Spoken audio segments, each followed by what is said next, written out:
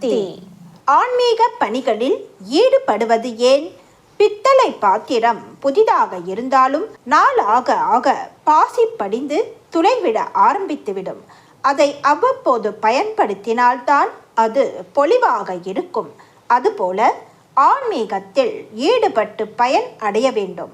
அதற்காகத்தான் தியானம், விழாக்கள், தொண்டு, கல்வி ஆகியவற்றில் உங்களை ஈடுபடுத்துகிறேன்.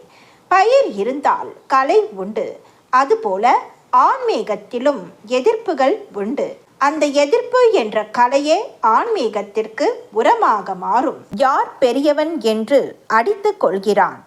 பிறப்பு இறப்பு என்பது எல்லோருக்கும் ஒன்றுதான். அப்படி இருக்க நான் பெரியவன், நீ பெரியவன் என்று சொல்லிக் கொள்வதும் நடந்து கொள்வதும் வீணான செயல்கள். பழையபடி மாட்டு வண்டி திரும்ப வரும்.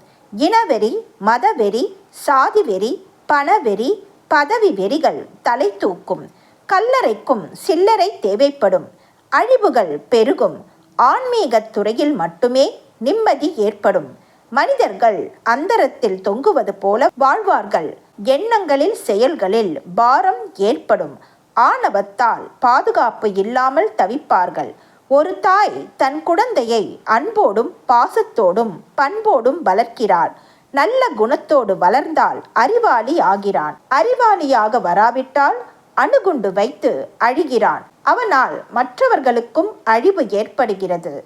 அன்னையின் அருள்வாக்கு. என்னுடைய அருள்வாக்கு என்ற பாத்திரத்தை பயன்படுத்தி எதிர்கால வாழ்வினை அமைத்து கொள்ள வேண்டும். எல்லோருக்கும் பகிர்ந்தளிக்க வேண்டும். அன்னையின் அருள்வாக்கு. Please share and subscribe. Om Sakti.